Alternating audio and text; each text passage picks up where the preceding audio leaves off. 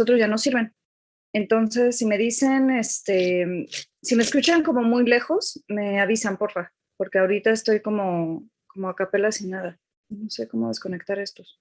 No sé, no sirven.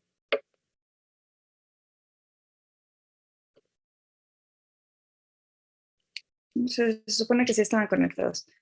Ok, chicos, ok, vamos a comenzar con la clase. Perdón por la tardanza, ¿eh? Bueno, al menos ya están todos. Hoy nos toca una clase que se llama genética viral.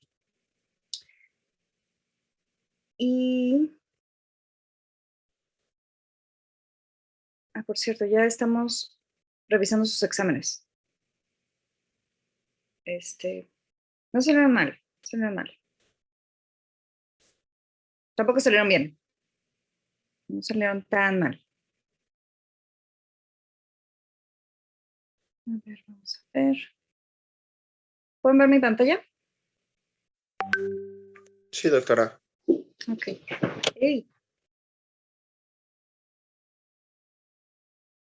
A ver, ven.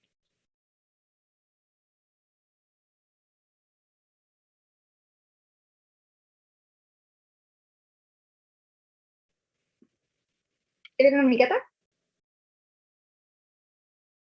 Veanla, ella es muy importante. Si no, no les enseño de virus.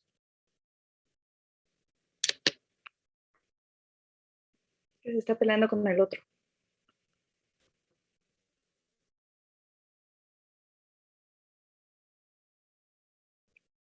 No. Ok, chicos, perdón. Me distrajo la belleza. Ok. A ver, ven.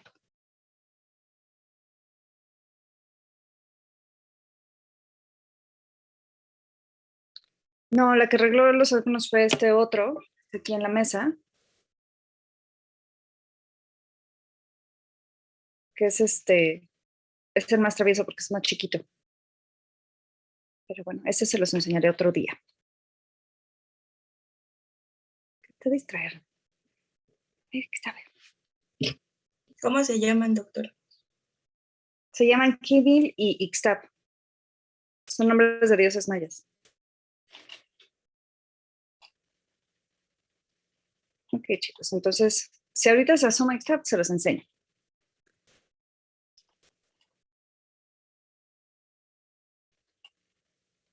Me paro mi video para que no pese tanto. Ok, entonces ya vamos por la unidad 12 y es bueno, ya al final hablamos sobre sus equipos. En esta clase vamos a ver, la unidad se llama genética viral, pero en realidad lo que vamos a ver es un poco de las bases genéticas y luego ya nos pasamos a unas cuestiones y unas definiciones que tienen que ver más bien con evolución de virus.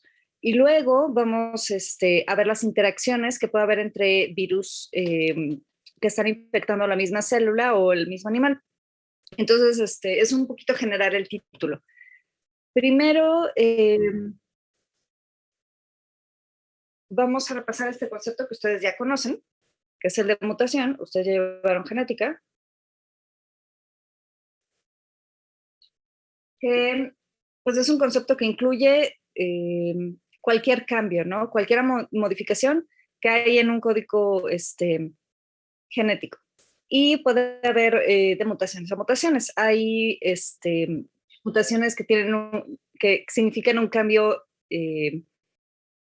muy grande, un cambio que incluso puede volver o hacer que este animal o virus o agente que lleva la mutación ya no sirva, ya no pueda ser capaz de tener progenie, o pueden ser cambios que, a pesar que se van acumulando, realmente no representan ningún cambio, ¿no? Entonces, no todas las mutaciones son iguales.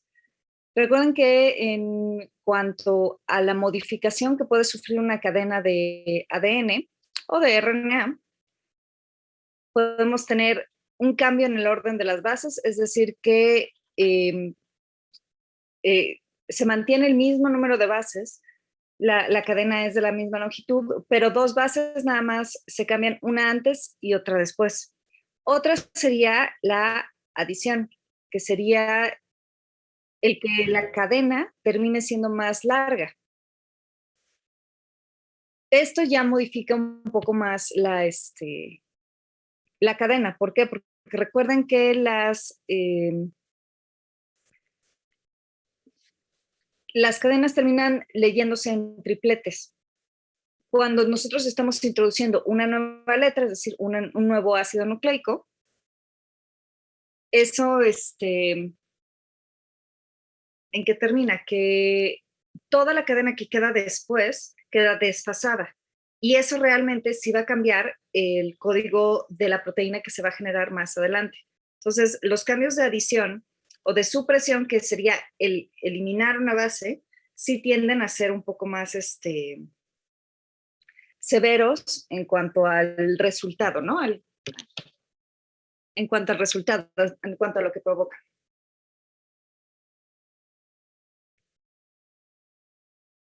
Entonces, en cuanto a la severidad o la consecuencia de las mutaciones, podemos tener mutaciones letales que lo que resultan es en la pérdida de información viral. O sea, ya no va a ser capaz, el cambio es tal o está en un lugar tan importante que hay una pérdida de información y entonces no se puede ya llevar a cabo la replicación para la progenie de ese virus que contiene esa mutación. Entonces inhiben la replicación. ¿Cómo puede pasar esto? Puede haber una modificación por ejemplo, puede haber alguna inserción que elimine todos los demás tripletes de una de las cadenas que codifica para la proteína polimerasa, por ejemplo, ¿no? Que es una proteína que ya vemos que es muy importante para los virus. Sin esta no se va a llevar a cabo la replicación. Si este virus no puede codificar para una polimerasa completa y bien hecha, esa sería una mutación letal, por ejemplo. Otras mutaciones pueden ser silenciosas. En estas se modificaría como el triplete que codifica para el aminoácido. Entonces sí veríamos quizás un cambio en una proteína, pero la proteína sigue teniendo el mismo tamaño y a lo mejor no se cambia el aminoácido, entonces la proteína seguiría teniendo el mismo tamaño y en realidad no modificaría nada de su estructura. Recuerden que los tripletes no es que haya un aminoácido codificado por un solo triplete, sino que hay combinaciones de los nucleótidos. Por ejemplo, aquí nos lo ponen justamente. Arriba tendríamos la fracción, digamos, el código genético en ADN. Abajito, ya aquí en colores, nos ponen, y justamente por tripletes, nos pondrían cómo se modificaría para RNA, ¿no? Y luego nos ponen la traducción a proteína. Entonces nos ponen que este verde se traduce en esta metionina, ¿no? En este aminoácido. Y luego nos ponen que esto que originalmente era AAC, o sea, adenina, citosina, se modifica esto y termina en este aminoácido. ¿Qué pasa abajo? Aquí tenemos una mutación que nos ponen en rojo. En lugar de ser AAC, es AAG, ¿no? En lugar de citosina tiene una guanina. Eso ya es una mutación. ¿De qué tipo? De reposición, un cambio en las bases, ¿no? Es una modificación puntual. ¿Se ve modificado el RNA? Sí, ahora es uracilo C, pero el aminoácido que resulta de esa traducción sigue siendo igual, ¿sí? Porque un cambio en la traducción de UUG y de UUC, o sea, de citosina, Aunque se cambie sigue traduciéndose igual en fenilalanina. Entonces, termina siendo una modificación, pero que no tiene consecuencias ya en la proteína. Podríamos leerla, podríamos estudiar esta mutación, ver a dónde nos lleva, pero por ahorita esto nos lleva a un cambio en la proteína, lo que significa que esta mutación es de tipo genotípico, es decir, solamente se queda a nivel de genoma. Una vez que tenemos modificaciones que ya cambian la proteína y la función de esta proteína, entonces ya estamos hablando de mutaciones fenotípicas. Ahora, mutaciones genotípicas ya las vimos, de lesiones, inserciones o sustituciones, ¿no? Que son estas que vimos. Y las fenotípicas ya pueden resultar ya en un cambio y una modificación en la función de la proteína o en el modo en que la proteína interacciona o realiza su función. Por ejemplo, estas mutaciones pueden llevar a tanto como lograr que un virus sea más sensible o más resistente a ciertas temperaturas, que pueda llegar a utilizar otro tipo de receptores, esa parte es muy importante, ¿no? Porque de ahí es de donde vienen los saltos hacia otras especies o la dispersión de la infección a otros órganos donde normalmente no debería encontrarse o estar infectando por el cambio en los epitopos de unión al receptor. También puede modificar la actividad neutralizante porque si estamos viendo modificaciones o mutaciones que se vayan acumulando en los sitios donde se unen los anticuerpos neutralizantes, pues eso va a lograr un mutante de escape. También podemos tener más resistencia a fármacos, sobre todo a estos fármacos antivirales. Esto es muy común, es uno de los...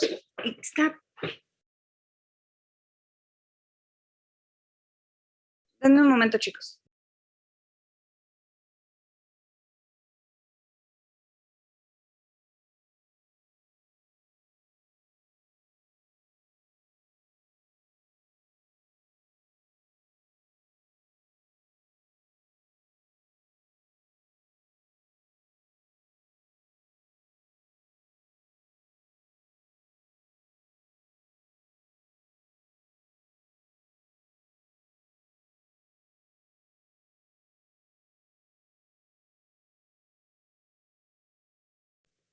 Miren, no, está persiguiendo a su hermanita. Es él.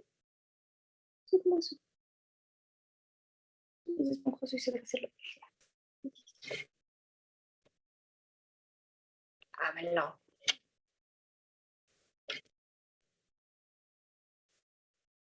Era muy importante eso. Perdón por la interrupción. Pero ¿a poco no está bien bonito? Su foto también viene en el examen.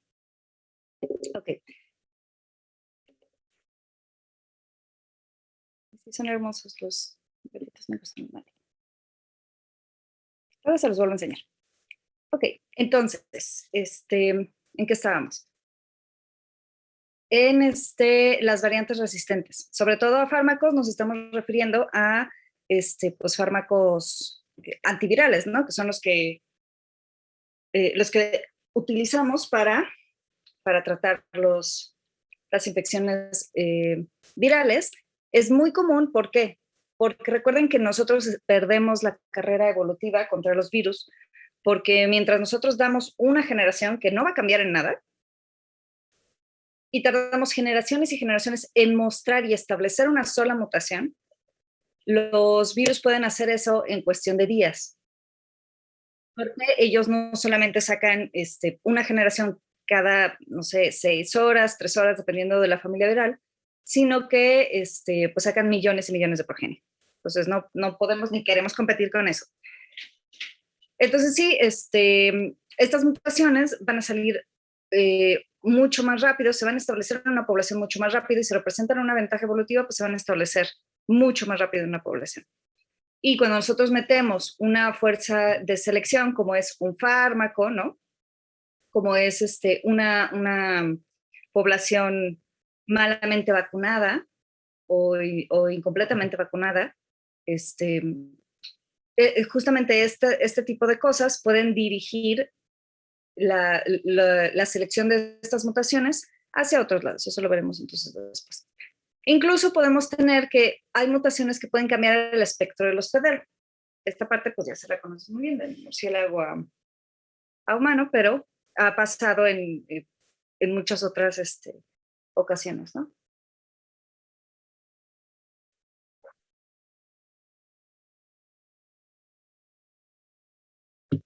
Entonces, bueno, estas mutaciones pueden dar a cambios que justamente van a modificar y a cierto modo servir para la evolución y la supervivencia de ciertas líneas virales. Es simplemente qué línea viral pues, se va a seleccionar y va a sobrevivir y luego va a pasar al otro animal y al mismo tiempo va a hacer lo mismo y lo mismo y lo mismo y se va a establecer dentro de una población, pues justamente los que tengan las herramientas que estén mejor adaptadas para el ambiente en el que viven, ¿no?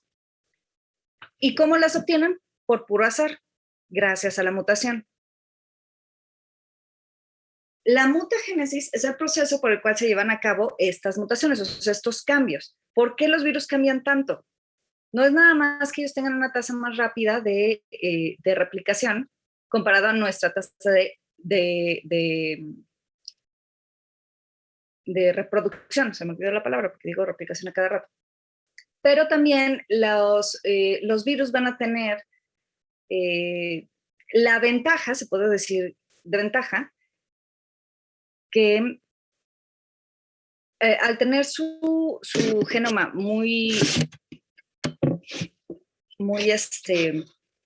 mucho más chico, ¿no? Los cambios que podemos ver tienen consecuencias como mucho más grandes que si lo fuera un genoma más grande. Ahorita les voy a enseñar algo que representa eso. Pero además, recuerden que los virus pues utilizan muchas de las polimerasas virales. Incluso nuestras polimerasas cometen errores. O sea, tú estás teniendo mutaciones todos los días, pero ¿qué pasa? Que nuestras polimerasas se dan cuenta de que tuvieron un error y son capaces de regresarse y corregirlo en la cadena. Entonces esos errores van corrigiéndose. ¿Qué pasa específicamente con los virus de ARN? Su polimerasa no nada más es tonta, sino es el peor tipo de tonto que no se da cuenta y no puede corregir sus errores. Lo que quiere decir que las mutaciones que comete y los errores que mete esta polimerasa se quedan ahí, se van a quedar en la cadena. Y cada vez que copia una cadena se va a equivocar. Entonces, muchas veces recuerden también que no todas las cadenas de un virus son de una progenie viral van a ser idénticas, ¿no? Justamente por esto. Entonces, muchas veces estas mutagénesis pues se van seleccionando y se mantienen en la siguiente generación. Para los virus de ARN, por esta razón, por las polimerasas que no corrigen sus errores, tenemos una tasa de mutación de 10 a la menos 4 o a la menos 5, ¿sí? Dependiendo de del tipo de cadena que tengan. Y para los virus de ADN es de 10 a 8 y 10 a la 11.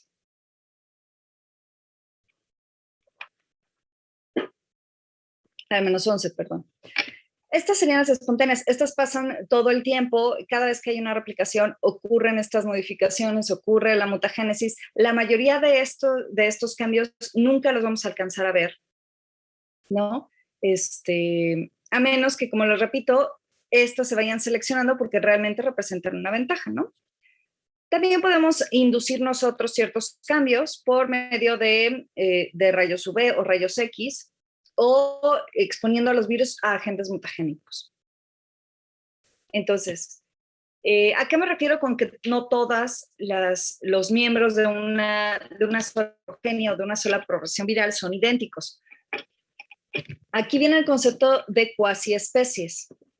Es un concepto que hasta donde yo sé solamente aplica para virus, en el sentido en que nosotros tenemos una población como la que están viendo aquí abajo, que les estoy señalando, que casi toda es azul.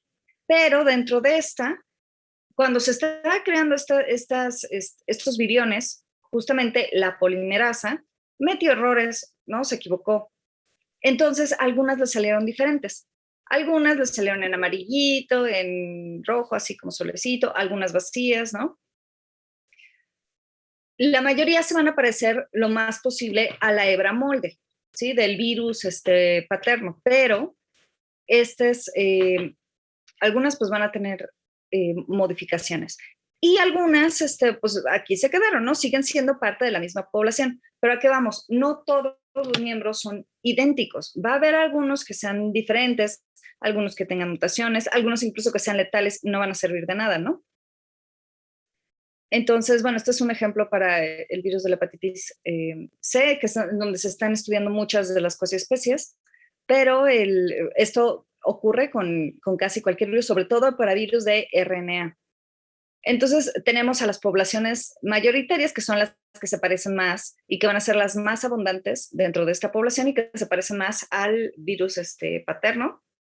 Y si nosotros tomamos esta muestra, la extraemos y mandamos secuenciar, ustedes ya saben qué es la secuenciación viral, la cadena que vamos a obtener, la información que vamos a obtener, justamente se va a parecer más a esta, porque es una especie de consenso. Con ciertas técnicas nosotros somos capaces de ver, como por ejemplo la Next Generation Sequencing, si quieren ahorita les enseño una cadena de esas, sí podemos llegar a ver ciertas modificaciones, ¿no? Que ciertas lecturas sí captaron a un virus que tenía una modificación. Pero cuando nos estamos refiriendo a una secuenciación de toda una muestra, que nada más te saca una sola cadena, un solo consenso, es el promedio, digamos, de todos estos. Y pues en ese caso, si tienes una gran cantidad de azules, por decirlo así, esta más bien va a representar a los azules, ¿no? A la población mayoritaria. Pero no quiere decir que estos no existen. Estos siguen aquí. Estas poblaciones intermedias y las minoritarias ahí siguen. ¿Ok? Entonces, cuando estamos hablando de cuasi especies, hablamos de toda esta población que es diferente. Ahora, ¿cuál es la diferencia con una variante? Es especie, variante, cepa y luego cuasiespecies. Cuando estamos hablando de una cuasiespecie, nos estamos refiriendo a que la cuasiespecie de una muestra que yo obtuve de mi pulmón va a ser diferente a la que yo obtuve de mi diarrea, por ejemplo, por decirlo así. ¿Ok? Estamos hablando ya de modificaciones a nivel de un lugar muy chiquito, compartimentalizado, por ejemplo, de un órgano específico. Entonces, estamos hablando que la cuasiespecies que obtienes de un animal puede no ser la misma que obtienes de otro animal. Gracias a esta diferencia y a estas poblaciones heterogéneas, es donde vamos a ver eventualmente que surgen las cepas, las variantes, y luego de ahí se van seleccionando más y más en la población, ¿ok? Pero la diferencia principal justamente con las cuasiespecies es que las cuasiespecies no han pasado por un proceso de selección hacia otro animal, y no están establecidas dentro de una población. Las variantes, justamente sí, por eso las podemos ver, las variantes.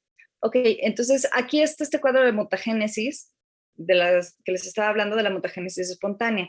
Como podemos ver, nosotros seríamos eucariotes altos, ¿no? Nosotros estaríamos aquí en esta taza, nuestras células más bien, estarían aquí en esta taza de mutación.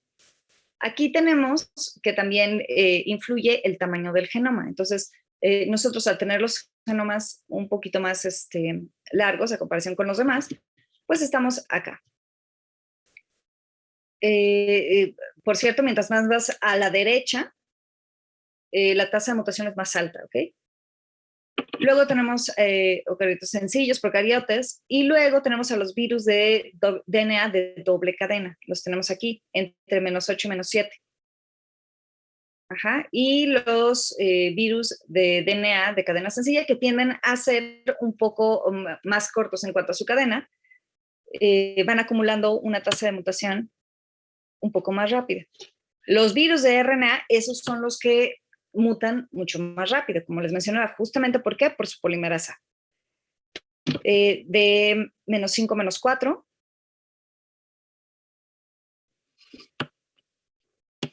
de -5,-4, eso ya es una mutación bastante rápida, y los que les ganan a todos son los viroides. ¿Sí? Entonces me están pidiendo que repita lo de mutagénesis espontánea. Recuerden que la mutagénesis espontánea es aquella que ocurre sin ninguna influencia externa, nada más por errores que va acumulando la polimerasa viral y también la celular, al momento en que va copiando las hebras, ¿no? Y que está haciendo los transcritos o las copias de los genomas para sacar en la progenie. Al momento que está haciendo eso, a veces se equivoca y en lugar de meter una adenina, mete una timina, por decirlo así. Mete otra, una letra, una base nitrogenada que no era la indicada. Y luego se sigue la cadena. Algunas polimerasas, sobre todo las que utilizan los virus de ADN, pueden regresarse en la cadena y se dan cuenta de que, no, aquí me equivoqué, esta no era, y se corrige el error. Ajá, o sea, se quita esa vez y se mete la correcta. Por eso ellos tienen una tasa de mutación más baja, porque al final de cuentas ellos llevan un proceso de revisión y de corrección de errores, estas cadenas. Pero los virus de ARN no son capaces de hacer esto. Entonces, las polimerasas no van a corregir el error se queda y entonces por eso es que se acumulan más errores y somos capaces de verlos y la tasa de mutación es más, es más alta, ¿no? Entonces, aquí estarían los virus de DNA y hasta acá están los virus de RNA. El coronavirus es un virus de RNA, por eso están tan pendientes de ver todas las mutaciones y todas las variantes que surgen, porque justamente es un virus hasta cierto punto de alta mutación, aunque justamente los coronavirus son hasta donde yo sé, es la única familia de virus RNA cuya polimerasa sí tiene capacidad de corrección de errores, pero tampoco lo hace con la misma eficiencia que los virus de DNA. Doctora, Ahora, una pregunta. sí. De entre las causas bueno, más bien, los virus mutan tanto, según yo anoté como 3 causas, porque tienen una tasa más rápida de reproducción o de replicación, no entendí, me Ajá, confundí. de replicación. Uh-huh. Ajá, también porque el genoma es mucho más pequeño y los cambios pues tienen consecuencias más grandes. Ajá. Y la última es esta que explicó sobre los errores que va acumulando la polimerasa viral. ¿Es correcto? Sí, exacto. Ok, gracias, doctor. Los errores de la polimerasa viral y su incapacidad, digamos, de corregirla, sobre todo en virus de RNA. Uh-huh. Sí, ahora, a ver, Carla, ¿el orden correcto era especie, variante, cepa, cuasiespecie? Sí, así es. Recordemos que la variante, los conceptos de variante, cepa y cuasiespecies no están como tan establecidos por el ICTB, pero se utilizan de cierta manera de esa forma. Especie. Luego estamos viendo variantes ya en una población. Ajá. Una cepa es algo que tú aíslas y que puedes asignar, esta es una cepa de tal variante, ¿no? Y luego las cuasiespecies es algo que todavía no está establecido en la población. De ahí, de esa heterogeneidad es de donde surge eventualmente los cambios que se establecen y se vuelven ya una variante una vez que ya son la población que está establecida y contagiándose entre toda una población. Exacto. Y entonces las cuasiespecies aún no se adaptan a diferentes hospedadores y solo van cambiando en su población. Y las cepas sí hay adaptación y siguen teniendo variaciones en su población. Exacto, sí. Uh-huh. Sí, ese fue mi gato. Es que ahorita no tengo el audífono y entonces escuchan todo lo que hay en el cuarto. Sí. Ok, ¿otra duda? Sí, hasta ahorita todo lo que me han dicho, o sea, todas las preguntas, sí, justamente van entendiendo bien, ese es justamente lo que,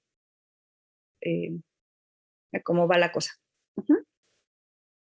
Ok, entonces nosotros tenemos estas poblaciones que ya vimos que son heterogéneas. ¿Cómo es que se establecen entonces o por qué surge una de la otra? Por el peso de selección. ¿Qué es el peso de selección? Es cualquier cosa que meta presión a la población para decir, de aquí no van a tener progenie todos ustedes, sino nada más los que se están adaptando mejor. ¿Qué puede ser? Que nos tomemos un antiviral de manera inadecuada, ¿no? Entonces, eso es darle cierta presión con cierta ventana de oportunidad. Nuestros anticuerpos justamente dan presión. O sea, ellos, el propósito de los anticuerpos pues es eliminar y neutralizar los virus. Por lo tanto, pues eso da una presión de selección para aquellos y una ventana de oportunidad para aquellos virus que tengan mutaciones en estos epítopos y puedan escapar de ellos, ¿no? Entonces, nosotros tenemos esta población que aquí ven que la mayoría es naranjita, ¿no? Nos la ponen con algunos verdes y así. Esto representa es un fármaco antiviral, porque este ejemplo es específicamente para hepatitis C. Y cuando nos están hablando del fitness, estamos hablando de los virus aptos, de la adaptabilidad y de la capacidad que tenga el virus para llevar a cabo su ciclo de replicación y tener progenie. Entonces, esto es a lo que se le conoce un cuello de botella evolutivo. Ajá, es algún evento que ocurra, puede ocurrir a nivel de cultivo celular chiquitito o puede ocurrir a nivel gigante de población, pero siempre es algo que mete una presión y que forza una selección mucho más estricta de la que había antes, llevando a cabo, digamos, una limpieza genética y solamente las variantes que son resistentes o que se pueden adaptar o que pueden buscar una forma de escapar a esta selección van a ser las que tengan progenie. Esto quiere decir que después de esto, la población mayoritaria será muy parecida a esta, que puede huir, ¿no? Variantes de escape. Por eso aquí nos las ponen verdes. Y eventualmente, igual, estos virus, eventualmente, van a acumular mutaciones, van a tener progenie que tenga mutaciones que les van a dar otro tipo de adaptabilidad, quizás una tasa de replicación más rápida, etcétera, o un tropismo más amplio, por ejemplo, que también les daría una ventaja. Y eventualmente esta población va a terminar siendo heterogénea también. ¿Sí? Entonces, esas son, digamos, las fuerzas o los eventos que guían la evolución viral. Déjenme leer sus preguntas.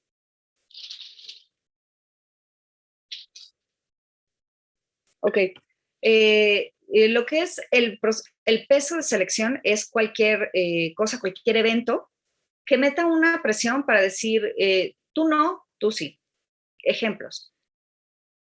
Yo tengo una población heterogénea de virus. En mis pulmones, ahí se está replicando. Yo tengo aquí el virus en mis pulmones. Mis anticuerpos se están generando y están buscando todos los viriones que encuentran y se pegan a ellos. Pero el problema es que no todos van a ser idénticos. Dentro de algunos de estos virus, va a haber alguno que tenga una mutación justamente en este epítopo. Ajá. Entonces, en teoría, si todo fuera idéntico y si todo fuera así como muy, muy de libro y como lo ponen en los primeros semestres, en el momento en que yo tengo anticuerpos, todos mis anticuerpos serían exactamente idénticos, todos serían hacia el mismo epítopo y todos mis virus también serían idénticos y entonces todos serían neutralizados de la misma manera. ¿Qué pasa? Que esto no ocurra así. Primero, no todos mis anticuerpos van a ser el mismo epítopo y segundo, no todos los virus que está produciendo mis células van a ser idénticos. Algunos van a tener justamente mutaciones que se están quedando en estos epítopos. ¿Qué pasa? Si pasa un anticuerpo y esta modificación es lo suficientemente grande, ya no va a neutralizar, ya no va a seleccionar y ya no va a reconocer a este virus. Y entonces este virus queda sin neutralizar, libre para infectar otra célula. Ajá. Incluso quizás pasarse hacia otro tejido. Eso es a lo que nos referimos con peso de selección y cuello de botella, por ejemplo. Yo, un peso de selección con ustedes sería, les voy a hacer un examen súper difícil y si lo reprueban ya no les vuelvo a dar clase. Eso sería el peso de selección. O otro peso de selección. Justamente que un virus se vea en una población, por ejemplo, no sé, les voy a poner como un ejemplo muy burdo, en una población de ratones de campo. Están bien felices porque hay un montón de ratones, están evolucionando súper bien. Luego llegan las personas, hacen ahí un fraccionamiento. De repente, de 10 ratones que había, ya nada más hay uno. Ese también sería un peso de selección, la eliminación del host, del hospedador. ¿Qué pasa? ¿Quién va a sobrevivir?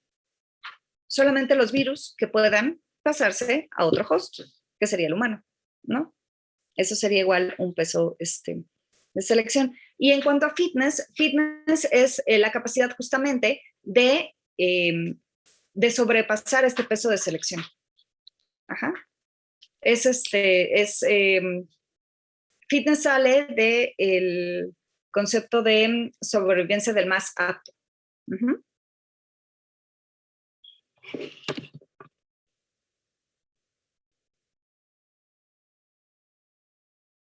Okay. Entonces, bueno, eso hasta ahí se queda como los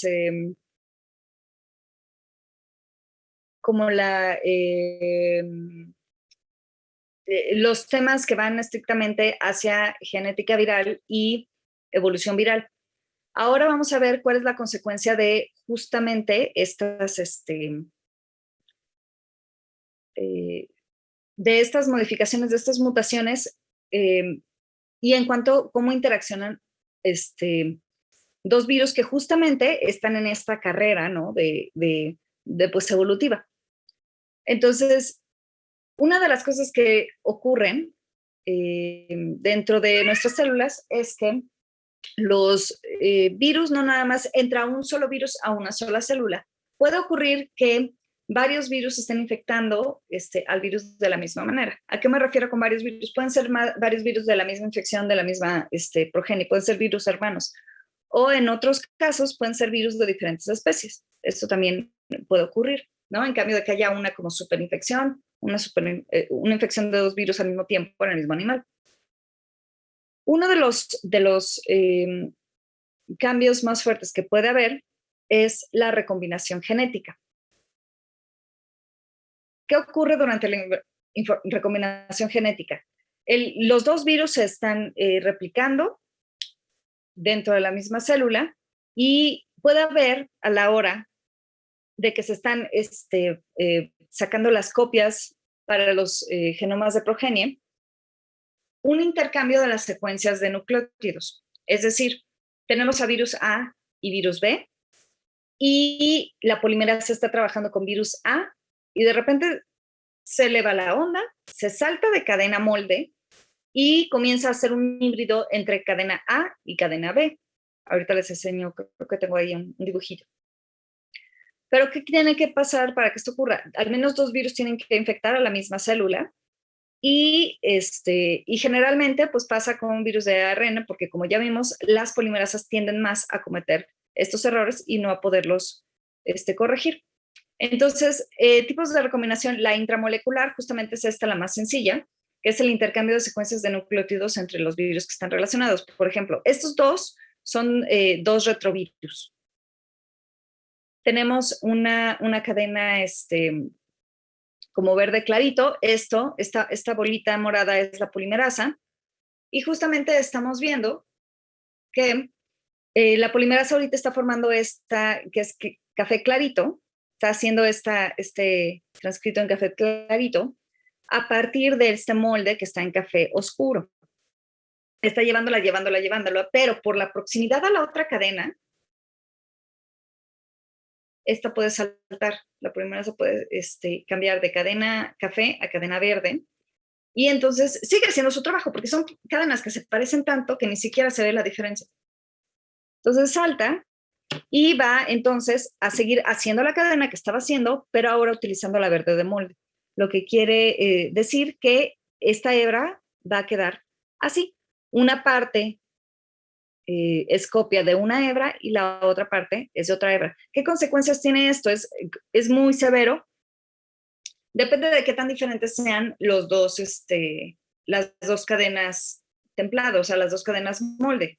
En este ejemplo específico, podemos pensar que se parecerían mucho y que a lo mejor ni siquiera están modificando el resultado, ¿no? Porque pueden ser muy, muy parecidas.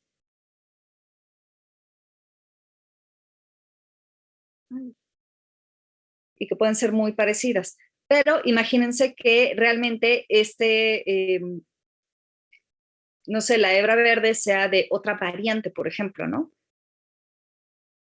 Entonces ahí sí ya veríamos un cambio más fuerte. Esta es la recombinación. Tenemos el inicio de una cadena y luego la terminación o el resto de otra cadena. Aquí Doctora, vemos. Sí, dime. ¿esto pasa con los virus satélites? Porque pues necesitan que esté infectada previamente o que está en proceso de infección una célula con otro virus y pues tiene que haber una replicación de ambos virus, ¿no? Para que se pueda dar el virus satélite. ¿Puede pasar? Puede pasar, pero según yo, en las ocasiones, en los ejemplos que yo he leído sobre virus satélite y virus auxiliares, generalmente son un poco más diferentes las cebras y entonces esto, aunque pueda ocurrir, ya no se llega a un punto en donde se puedan encapsidar. Entonces, aunque pueda ocurrir dentro de la célula este fenómeno, eh, no se transmite a la siguiente generación. O sea, como que realmente no tiene consecuencias más allá. Esto pasa muy común, mientras más se parezcan las cebras, es más común. Ok, gracias, doctora. ¿Ok? Entonces, igual, esto es otro ejemplo de esto que les vengo describiendo. Aquí tenemos en azul, está sacando la copia en azul. Y, y de repente, la polimerasa puede saltar, cambia de hebra y va copiando otra hebra molde, ¿no?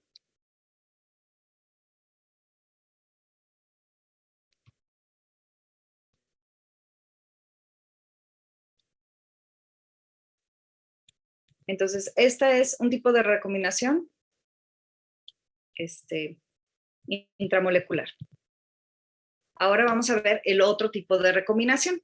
Este es el tipo de recombinación que tiene más consecuencias, ¿ok? Es el tipo de recombinación que es un dolor de cabeza para toda la especie humana, de hecho. Esto nada más ocurre con virus de ARN segmentado. Y eso anótenlo. Esto obviamente es una pregunta de examen.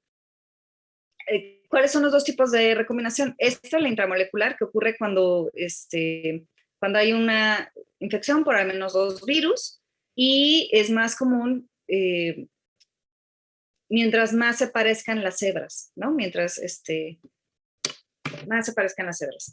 En esta no depende de eso, ¿ok? En esta no es necesario que las hebras se parezcan mucho, porque recuerden que los virus segmentados tienen sus genomas ya divididos en cachitos, ¿ok? Vienen como en piezas de rompecabezas. Entonces, ¿qué pasa? Nosotros tenemos la célula que está siendo infectada otra vez por dos virus diferentes, pero en esta vez estos dos virus son segmentados. ¿Qué pasa? Estos virus, esto ya no está realizado por una polimerasa perdida, ni que salte en una cadena. Entonces, ya se pueden encapsidar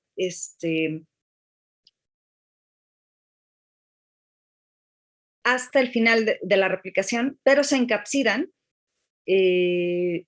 diferentes cadenas o diferentes segmentos de un virus materno A y B, ¿no? Entonces, en ciertas ocasiones pueden aparecer progenie que sea idéntica a la cepa A, pero puede haber híbridos entre la cepa A y la cepa B. ¿Qué pasa? En la mayoría de estos virus, un segmento codifica para una proteína. Ajá. Así pasa en los virus segmentados. Por ejemplo, en el virus de influenza. Lo que quiere decir que el hecho de que este virus encapside un segmento del otro virus ya de entrada le va a cambiar toda la información para toda una proteína. O sea, ya salen, o sea, la progenie de este virus va a salir completamente híbrida porque va a tener proteínas rosas y proteínas verdes. Este es un cambio o un salto, digamos, mucho más severo que lo que podría ocurrir con el otro tipo de recombinación, donde nada más está cambiando una parte de una de las hebras. En este caso estamos cambiando hebras enteras y toda esta hebra codifica para toda una proteína, lo que quiere decir que estamos cambiando toda una proteína. Entonces va a ser un cambio mucho más severo. Y de aquí, justamente de este tipo de recombinación, es en donde han ocurrido ciertas pandemias horribles, que vamos a ver ejemplos más adelante, con el virus de influenza. Específicamente que permiten el cambio de hospedero, es decir, de ave a humano o de cerdo a humano. Entonces tiene consecuencias mucho más graves porque justamente se está cambiando toda una proteína. Entonces aquí vemos otro ejemplo. Tenemos rosa y tenemos azul, ¿no? Los donadores. ¿Cómo saldría la progenie en este caso? Puede salir con todas las proteínas azules, ¿no? Todas, pero conteniendo la información del virus rosa. Con ciertas, igual, codificaciones de proteínas de azul. Lo que quiere decir que este virus, pues es completamente híbrido, ¿no? Ahora, ¿qué pueden ser las consecuencias de esto? Bueno, imagínense que virus rosa tiene la capacidad de infectar únicamente a cerdos, pero virus azul tiene la capacidad de infectar a humanos. Y este es un virus circulando en humanos así normal, X, ¿no?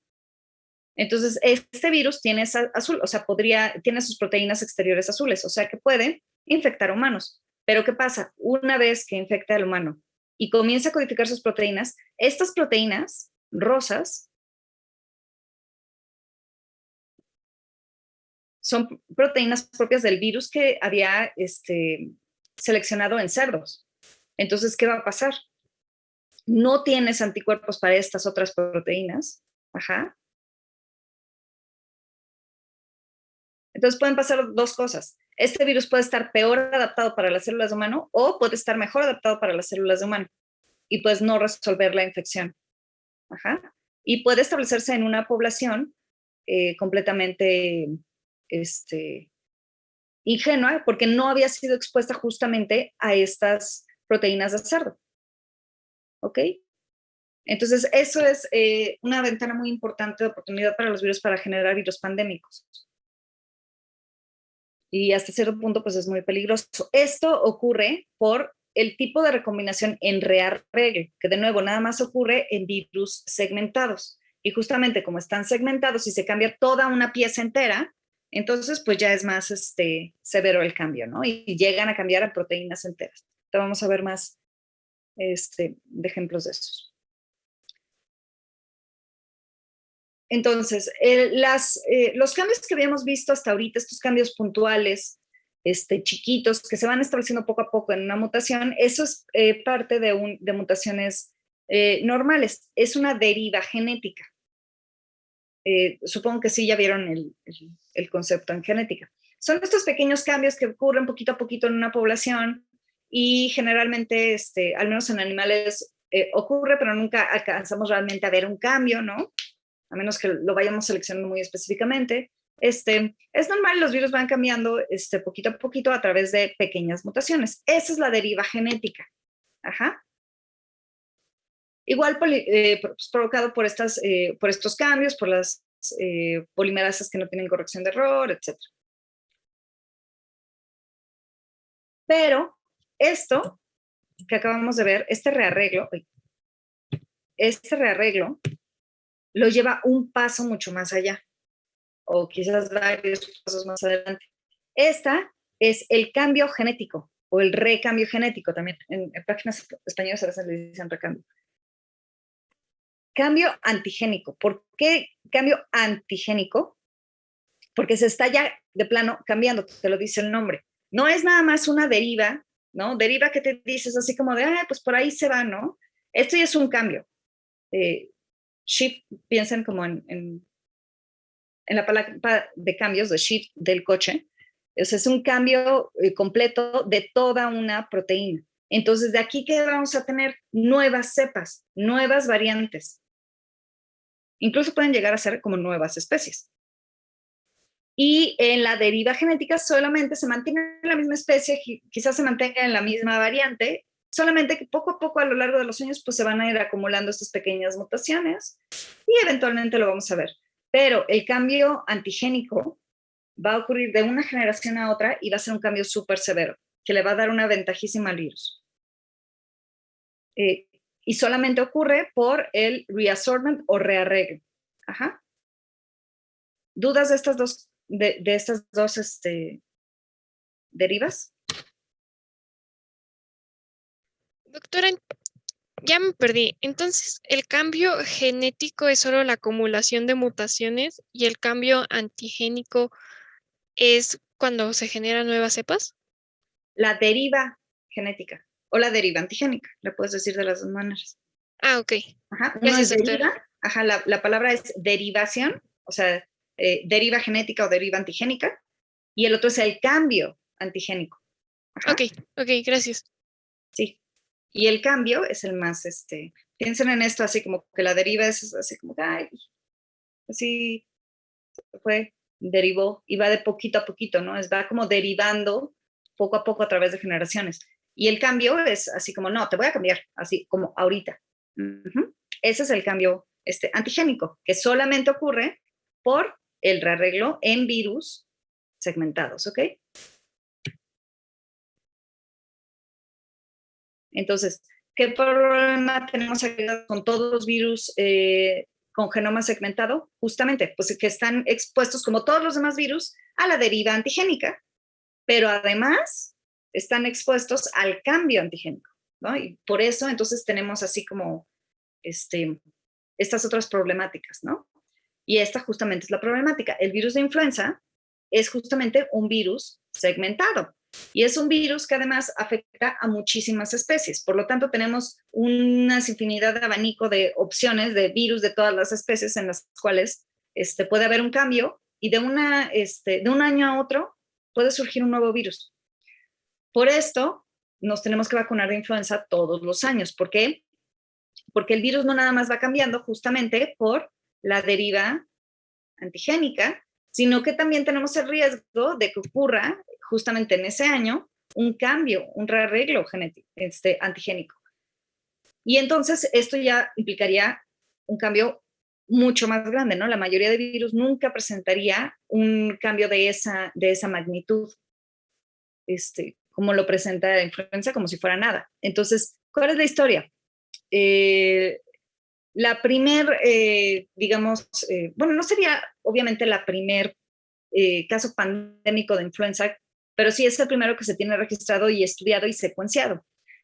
Fue obviamente la de 1918, la mal llamada influenza española, que obviamente no surge en España, pero esta sí le pusieron, fue de ave a humano. Ahorita sabemos eso porque ya lo tenemos secuenciado, ¿ok? Y era una cepa H1N1. ¿Qué pasó? Hubo un rearreglo y un virus de ave fue capaz de infectar el humano, que era una población completamente vulnerable, porque pues a pesar de que cada año había gente que se infectaba con los virus de influenza, era influenza humana. Y una vez que cambias tanto el virus, es completamente nuevo y se enfrenta con una población que no tiene anticuerpos, que no tiene ningún tipo de defensa y arrasó. Luego, en los años 30, hay otra. Es igual un virus de ave con un virus de humano. Igual ocurre un rearreglo y pues hay otra pandemia, ¿no? Porque además ocurre ya 2 décadas después que la primera, que el primer caso, ¿no? Y si se fijan, pues más o menos como que cada década hay un caso de una influenza pandémica por rearreglo. y casi siempre son casos de ave a virus humano, pero también puede haber casos en los que incluyan otras especies o incluso sea como pues un virus de ave, cerdo, humano, o sea, sí, no se descarta esa posibilidad, ¿no? Podría pasar. Entonces, no ha pasado, ya la debemos y no ha pasado y pues estamos en espera pues que pase, ¿no?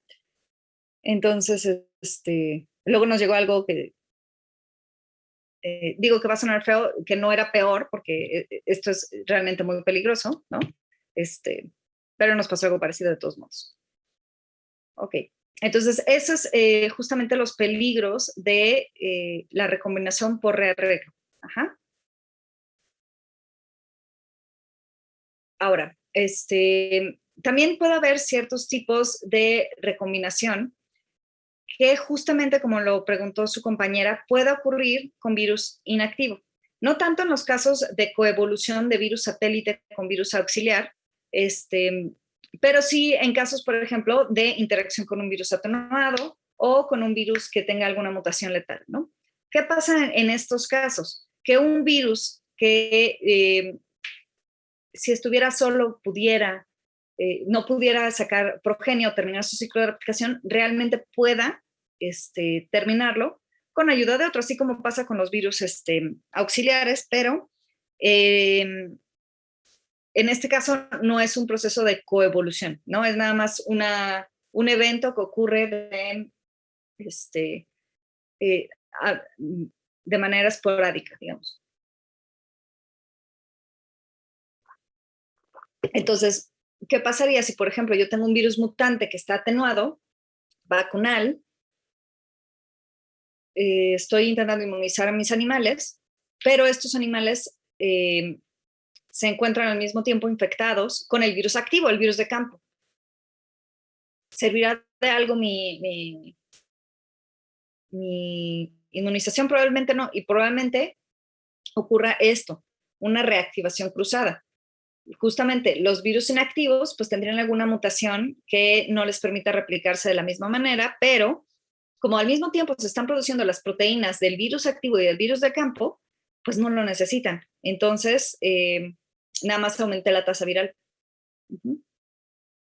Puede haber incluso incorporación de parte de un genoma a otro virus, en caso de que este mutante se le haya retirado como factores de virulencia o virus, los pueden reincorporar. Porque pues a la hora de estar infectando la misma célula, pues ahí ya tienen acceso a todos los demás recursos. O también multiplicidad.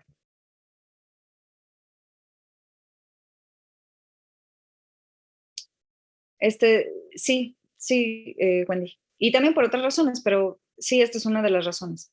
Y también multiplicidad. Igual y no hay nada más un virus inactivo o un virus activo. Hay varios virus inactivos. Quizás la vacuna no se purificó de manera correcta. Quizás el virus vacunal es muy inestable y está como acumulando constantemente muchas mutaciones. Pero digamos que la fuerza hace poder y una superinfección con muchos virus inactivos pueden resultar en un virus activado y en una infección pues virulenta. Esto sería lo que pasaría por una reactivación por multiplicidad. Tenemos varios virus inactivos, o sea, una población de virus que a lo mejor no fueron atenuados correctamente o que no fueron purificados correctamente o que no se sacó todo de una sola clona, ¿no? Y como resultado de esto, pues tenemos partes de los virus que están en rojo, que digamos están inactivas o no sirven o son letales o contienen un error que no le permite llevar a su función. Pero ¿qué pasa? Tengo tantos que no importa que estén todos incompletos porque se va armando el rompecabezas y a final de cuentas, dentro de la célula se encuentran todas las partes necesarias para llevar a cabo un virus, un ciclo de replicación exitoso. Entonces, esta es la reactivación por multiplicidad. Hay tantos virus tan diferentes, obviamente todos de una misma cepa, de una misma especie, pero el proceso de inactivación fue incorrecto y entonces tienes como resultado un virus activo. Otra forma de interacción, dime. En la reactivación cruzada, entonces también el virus que estaba inactivo al incorporar el genoma del virus activo también se reactivaría, o sería nada más el virus que ya estaba activo.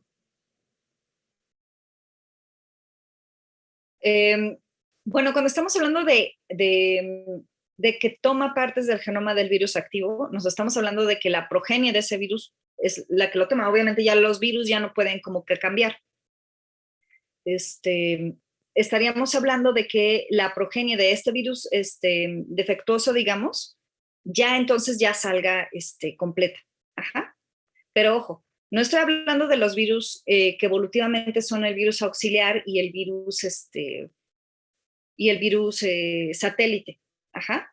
En ese caso, o sea, el virus satélite no va, ya evolucionó de esa manera. Ya no va a poder modificar y cambiar su cápside para poder encapsidar más información del otro, ¿no? Y además son muy diferentes. Esto pasa cuando tenemos un virus, por ejemplo, que es resultado de una mutación letal, por ejemplo, o de un proceso de atenuación. Ajá. O sea, es un proceso como más chiquito, más esporádico, que puede ocurrir en un animal si no estamos, por ejemplo, teniendo cuidado cuando ocurre una vacunación, por ejemplo. Ajá. Ok, gracias. Son procesos más esporádicos. Pero sí, en ese caso, la progenie de este virus atenuado, pues ya tendría, ya puede salir completo, incluso aunque al virus vacunar le hayas quitado, no sé, vamos a decir algo, la mitad del genoma, ¿no? Le quitaste la mitad de los genes. De todos modos, dentro de la célula, ya están en la mitad de los genes porque el animal está infectado con el virus de campo, por ejemplo. ¿Qué ocurre? Ya no hay diferencia. O sea, ya toda la información se incluye dentro de la célula. ¿Y qué pasa? Pues a lo mejor vas a sacar virus que contengan las proteínas del virus atenuado, ¿no? Pero estos virus sí van a llevar toda la información porque tienen acceso a ella y pues la cápside está diseñada para encapsidar todo, ¿no? Ok, gracias. Doctora, entonces se podría decir que ya los virus que fueron atenuados al tener ese contacto con el virus activo agarran como, bueno, no sé cómo decirlo, o sea, ya en la parte de su replicación ya van activos los que la progenie de los inactivos. Exacto. Ajá. Ok. Ese Gracias. es justamente resultado de esta interacción, ¿sí? De esta reactivación cruzada. Sí, es un riesgo también a tener en cuenta. Ok, gracias, doctora. Okay. Entonces, algo muy parecido, un fenómeno que es muy parecido a estos fenómenos de reactivación, es la complementación. Se parecen mucho. ¿Cómo no confundirnos? Cuando estamos hablando de esto, estamos hablando de reactivación cruzada o por multiplicidad, estamos hablando de a nivel del genoma. Ajá. De que este virus pues le falta un gen o tiene esta mutación en un gen y entonces obtiene la información necesaria ya dentro de la célula y la progenie entonces ya sale encapsidada correctamente con las partes que sí servían, ¿no? La complementación no va a actuar a ese nivel. La complementación actúa en un nivel un poquito más arriba, proporcionando las proteínas necesarias para otro virus. La complementación es justamente lo que sí ocurre con virus que evolutivamente son el virus satélite y el virus auxiliar. Ajá. No hay interacción entre sus genomas. Ajá. No van a tener hijitos entre ellos, pero va a utilizar el instrumento que codificó el otro virus para poder llevar a cabo su replicación. Esto puede ayudar a virus que estén menos aptos a persistir, justamente como los virus satélites, ¿no? Que en realidad no deberían existir. O sea, si lo piensan, pues, o sea, como ¿por qué existes, no? No te puedes valer por ti mismo, no puedes lo único que puedes hacer es infectar una célula y eres un doble parásito, o sea, eres el parásito de la célula y el parásito del virus, porque ni siquiera llevas información, o sea, llegas, invades a la célula y no sabes ni siquiera decirle qué es lo que tiene que hacer, porque no contienes información completa. Pero justamente por el fenómeno de complementación es que pueden lograrlo y sobrevivir y pasar a la siguiente generación. Ajá. Entonces, esta es la codificación de un virus de una proteína necesaria que el otro puede aprovechar.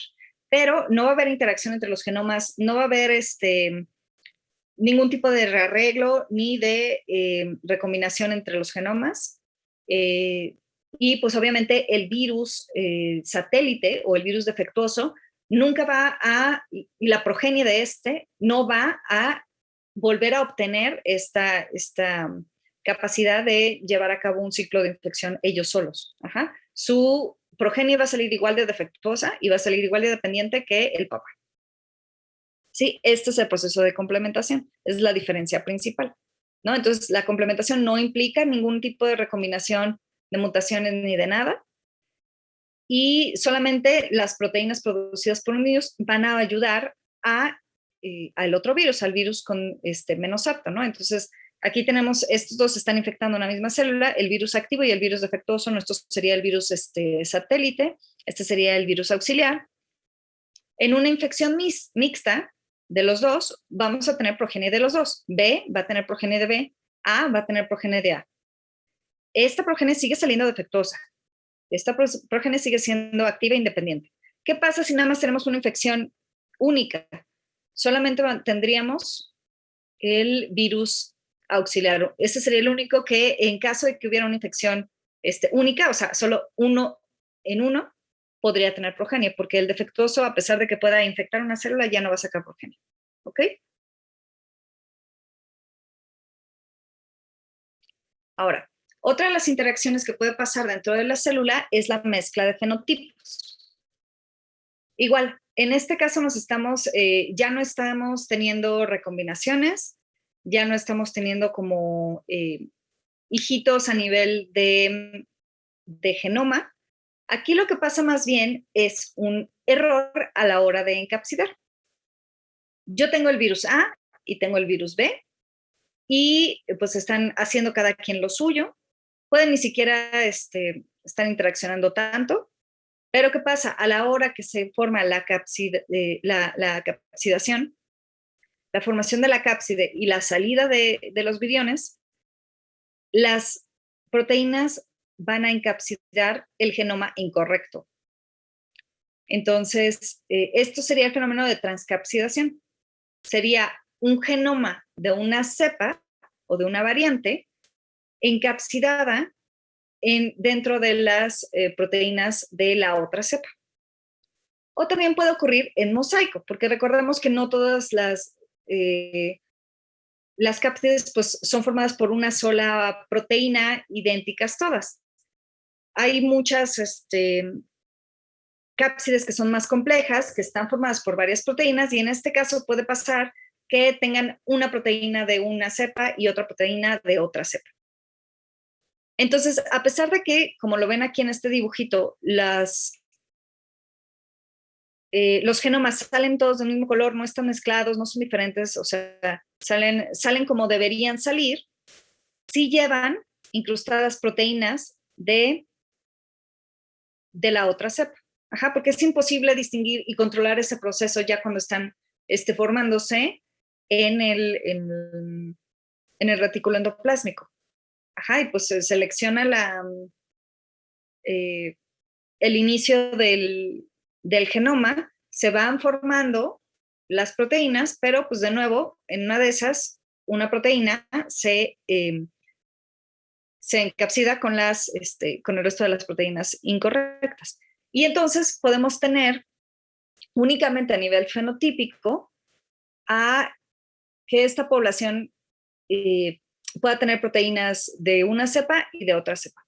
¿Qué significaría esto? Podría ser peligroso, podría hasta cierto modo ser peligroso. ¿Por qué? Porque estas proteínas, recuerden que son llaves de entrada a las células. Entonces, esto podría incluso darle capacidad de infectar diferentes tipos de células, diferentes tipos de líneas celulares, incluso diferentes especies. Ajá. ¿Cuál sería la ventaja? En la mezcla de fenotipos, no, como ya les he repetido, no ocurre una mutación, no hay cambios en el genoma. Entonces, a pesar de que estos virus pudieran infectar otro tipo de células, probablemente su progenie ya no pueda llevar esto a cabo y ya no se disperse tan eficientemente en este nuevo tejido, ¿no? Por decirlo así. ¿Por qué? Pues porque de todos modos no está ocurriendo tanto un cambio en el genoma. Ajá. Entonces, estos cambios nada más se quedan en la primera generación y ya, no llegan a más. ¿Por qué? Porque la información no se está transfiriendo. Esto es lo mismo que les decía. Esta es una mezcla de fenotipos en una infección mixta con estos dos en mosaico, es decir, salen con proteínas aquí mezcladas, pero ¿qué pasa? Vean su genoma, sigue siendo AB y XY. Ajá. O sea, no hay mezcla a ese nivel, nada más se encapsidó mal y estamos llevando proteínas del otro. O en el otro tipo, que es el de transcapsidación, en donde se forma la cápside toda entera de un solo, pero está encapsidando el genoma del otro. Pero de todos modos los genomas siguen saliendo intactos, AB y XY. Ahora, resuélvanme esta pregunta, nada más para ver si estamos en el mismo canal. Aquí en este que les estoy señalando, ajá, este rosita, ¿cómo saldría la progenie? ¿De qué color saldría la progenie de él? Azul. Exacto, saldría azul. Uh-huh. ¿Dudas de esto?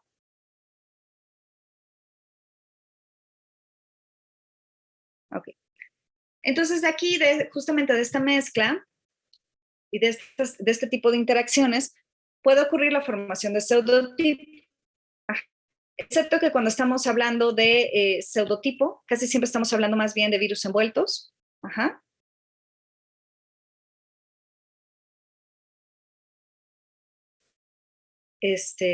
¿Y a qué nos referimos con un pseudotipo? Justamente a esto, a la mezcla de proteínas de diferentes virus paternos en la envoltura de los virus. Pero es lo mismo.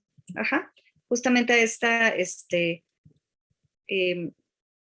tipo de virus engañosos que llevan proteínas de otro virus, pero en su interior no han cambiado, ¿ok? En su interior siguen llevando la misma información que el virus paterno, por eso se le dice pseudotipo, porque ni siquiera eres como tu propio tipo. En cuanto a tu información y lo que realmente importa sigue siendo igual, y además este cambio, pues no lo puedes heredar a tu progenie, entonces, porque no lo llevas en tu genoma, entonces, por eso eres pseudotipo. Ajá. Entonces aquí tendríamos esto que representa justamente las diferencias del lado izquierdo. Virus azul, virus rojo. Entonces el pseudotipo sería justamente esta mala transcapsidación o formación de la cápside o de la envoltura, ¿no? Pero la genética sigue siendo la misma. La progenie de este bichito va a salir azul. Por otro lado, en los procesos que vimos antes, los procesos de recombinación, eso sí, hay una mezcla en el material genético, que aquí nos representan así, aquí tengo rojito, aquí tengo azul, aquí tengo rojito otra vez. ¿Cómo va a salir la progenie de este bebé rojito? Justamente va a salir mezclada, va a salir ya mezclada con proteínas que vienen de esta partecita en azul y proteínas que vienen de esta partecita en rojo. Y como consecuencia de que ya lo tienen en su genoma, la siguiente generación, pues así va a salir y la siguiente generación va a salir así también. Ajá, porque esa es la información que ya llevan. Esa es la diferencia con recombinación y la formación de pseudotipos o la mezcla fenotípica. Ajá. Que una sí implica que esta información se pase a la siguiente generación y la otra no. La otra nomás se queda ahí. Y bueno, igual aquí es como otro pequeño ejemplo de esto que estamos viendo de la mezcla fenotípica y la transcapsidación y la formación de pseudotipos. Aquí vemos que están los dos virus, se están Aquí hay muchas proteínas, todas esas proteínas están aquí mezcladas. Puede haber una encapsidación normal, ¿no? La auto encapsidación que va pues verde con verde, ¿no? En la mezcla fenotípica podemos tener algunos que se llevan algunas de la otra cepa, azules, ¿no? O puede ser completa, ¿no? O sea, de plano te equivocaste completamente de cápside. Y toda tu cápside no coincide con tu genoma. Doctora, Dime. ¿y puede haber el caso de que haya una recombinación y aparte haya una mezcla de fenotipos? O sea, como en mosaico o transcapsidación. Sí, sí, se puede ocurrir. Uh-huh. Ok, gracias. Doctora, Dime. entonces, en ese caso del pseudotipo, por ejemplo, por ponerlo así con la envoltura, ya saldría con envoltura azul la progenie, ¿no? ¿O se quedaría con la roja? Ah, ¿te refieres a este cuadrito, Al no? pseudotipo, ajá, sí, exacto. Exacto, sí. La progenie de este pseudotipo va a salir toda azul. Y entonces, ¿cuál sería la diferencia con la de transcapsidación? ¿Que este es en virus envuelto? Sí, ¿Nada más? Ok, sí, esa es la única diferencia. vale, gracias. Ok. Y bueno, hasta ahí van las interacciones principales que ocurren dentro de nuestra célula entre virus que infectan una misma célula. Pero también podemos tener otras, por ejemplo, este fenómeno de interferencia y el fenómeno de facilitación. Creo que no sé dónde quedó mi... Bueno, la interferencia es el fenómeno por el cual la infección de un virus puede evitar que se lleve a cabo la superinfección por otro virus. Como ya les dije, a mí no me gusta mucho ese concepto porque pues justamente todo lo que acabamos de ver son ejemplos de cuando esto no pasa, ¿no? Y algunos profesores de la vieja escuela como que lo hablan como súper estricto, así de que, no, es que siempre hay interferencia y ya no puede volver a ser infectado, así de, no, claro que sí, o sea, ahí tienes todas estas consecuencias. Por supuesto que puede haber superinfecciones. Y la otra puede ser facilitación. Que justamente, pues, por ejemplo, la complementación es un ejemplo pues, de facilitación, ¿no? Pero aquí quizás estamos hablando de virus que no están tan relacionados, que no dependen tanto uno de otro. Por ejemplo, un virus que provoque un cuadro de inmunosupresión, como consecuencia de esta inmunosupresión, va a abrir la ventana a otro tipo de infecciones. Ajá. Entonces, estas ya son interacciones mucho más extensas, mucho más a un grado ya de animal. No estamos hablando de un virus en la misma célula que otro, sino estamos hablando ya de una consecuencia por una infección. Uh-huh.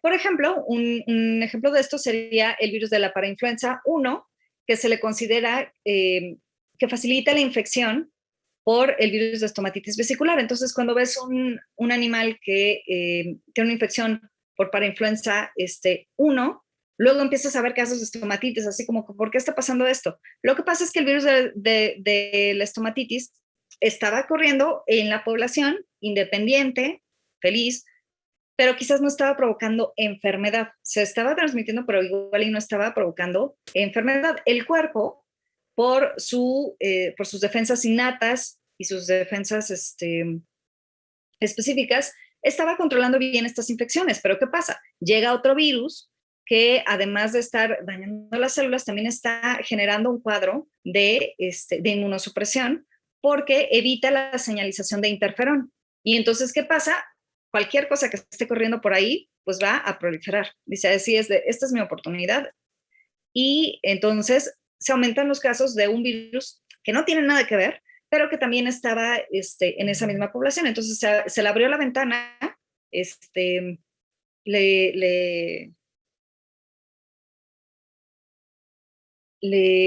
están ayudando de una manera muy indirecta, pero entonces también podemos ver estos casos. Un ejemplo más claro, el virus de VIH, en un cuadro en donde está generando inmunosupresión, pues igual va a abrir y va a facilitar la infección de un sinnúmero de otras infecciones, ¿no? Pero aquí ya estamos hablando de interacciones ya a nivel de infección, nivel poblacional, ya más aparte, ¿no? Obviamente no estamos viendo una interacción ya directa en ninguno de estos virus. Entonces, bueno, esto me parece que ya lo vieron en clases pasadas. También aquí tenemos factores del hospedero, que pueden abrir la ventana a una infección, pero también tenemos a factores virales cuando estamos hablando de una infección, ¿no? Creo que esto igual ya lo vimos, pero muchos de estos factores virales justamente salen de estas mutaciones, de estas modificaciones que sufren los virus, de estas presiones evolutivas y pues de estas interacciones entre virus y virus, ¿no? Como lo que pasa aquí con el virus de influenza, que tiene su proteína HA y NA, que es la neuraminidasa y la hemoaglutinina, que justamente pueden estar, estas determinan el tropismo, la antigenicidad, la ubicuidad, ¿no? Muchísimas cosas, pero ¿qué pasa? Justamente estas proteínas están sometidas no solo a los procesos de mutación que ya vimos, sino también recuerden, al de recombinación, que es muy importante. Entonces, imagínate la consecuencia para el virus y la ventaja evolutiva que es de repente poder cambiar por una cuestión de suerte toda una proteína y justamente tu hemaglutinina, ¿no? Entonces, el cambio evolutivo que esto representa, ¿no? Y las puertas que se le abre a una población completamente vulnerable. Uh-huh. Y bueno, también otros factores que pueden cambiar justamente por este tipo son los factores de virulencia. Este es un ejemplo en bacterias, ¿no? Pero,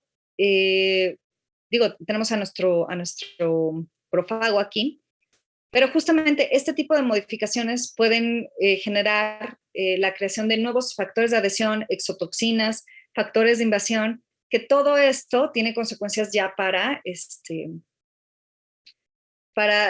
tanto la bacteria y al mismo tiempo para, si esta bacteria al mismo tiempo es una bacteria parasítica de un hospedero eucariótico, ¿no? Es decir, nosotros, es una bacteria que tenemos, nosotros, esto puede tener consecuencias incluso hacia nosotros. O sea, ese tipo de interacciones pueden llegar hasta ese nivel, cambiando y produciendo factores de virulencia, ¿sí?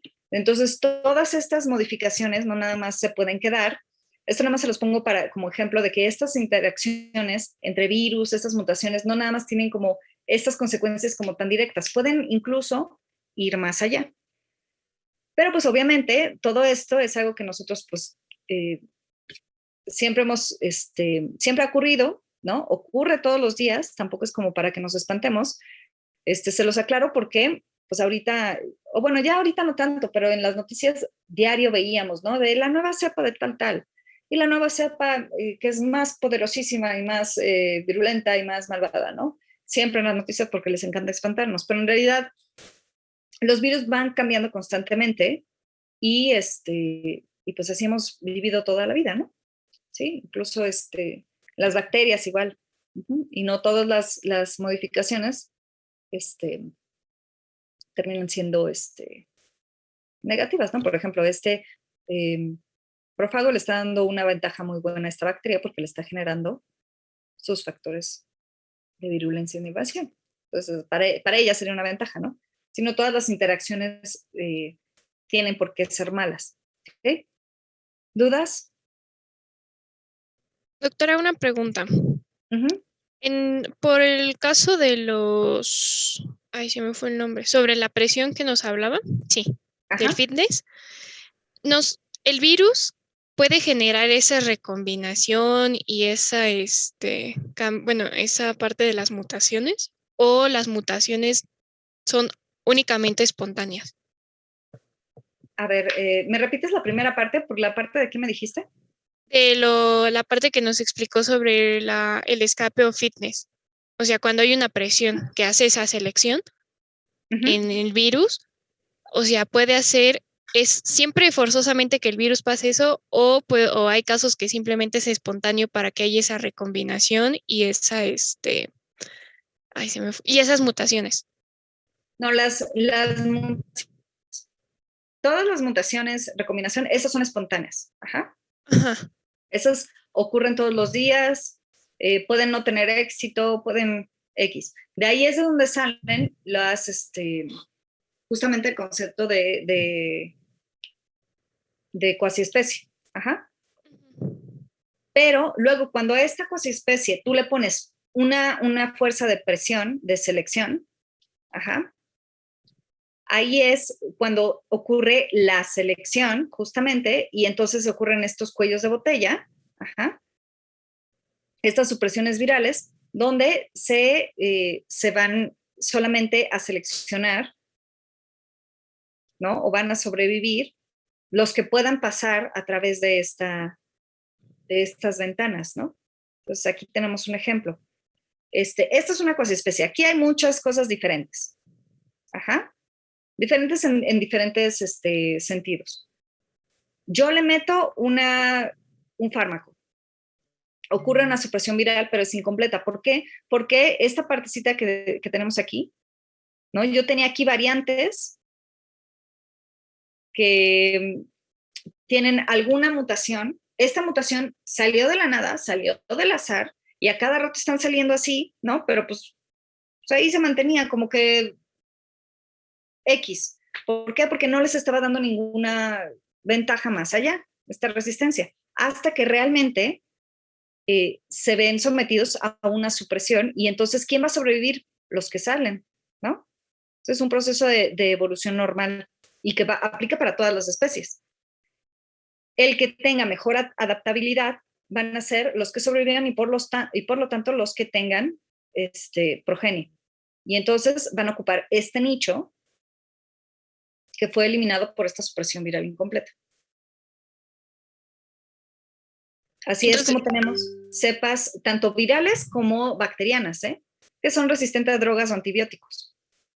Entonces, se podría decir que primero pasa todo lo de su mutación y recombinación y ya después, en el caso de que haya una presión, si Exacto. Es que hay, es cuando ya generan esa selección y pues se generan las cepas. Sí, exacto. Sí, recuerden, este es un proceso no por ser virus es diferente, ¿eh? Y recuerden que los virus realmente no tienen ninguna fuerza de voluntad ni nada. Entonces, todos estos cambios pasan por azar, por accidente, por eso incluso se le dice deriva genética, porque pues, te vas ahí y pues quién sabe dónde vas, estás derivando, estás por ahí, ¿no? Se van acumulando esos cambios. Ajá.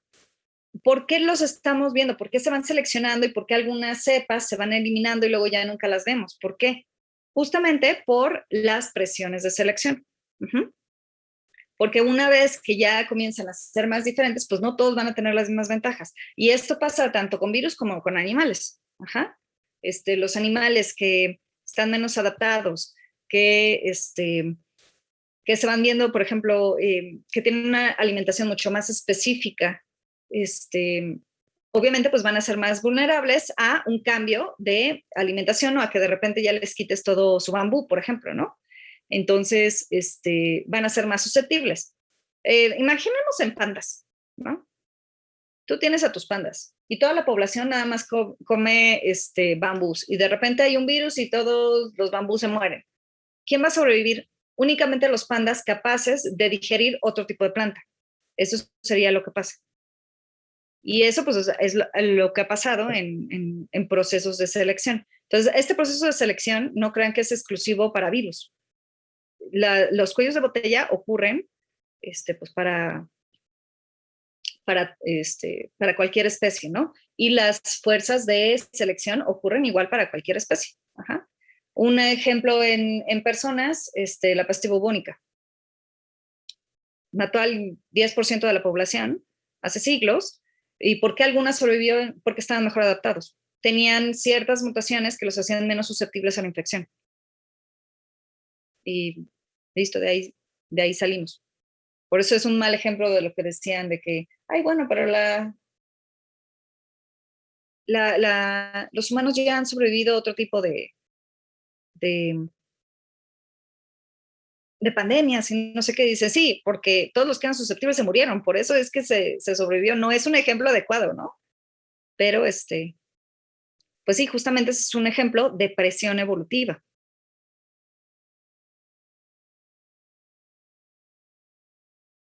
Pero pues sí, o sea, recuerden que las mutaciones no van dirigidas, son completamente al azar.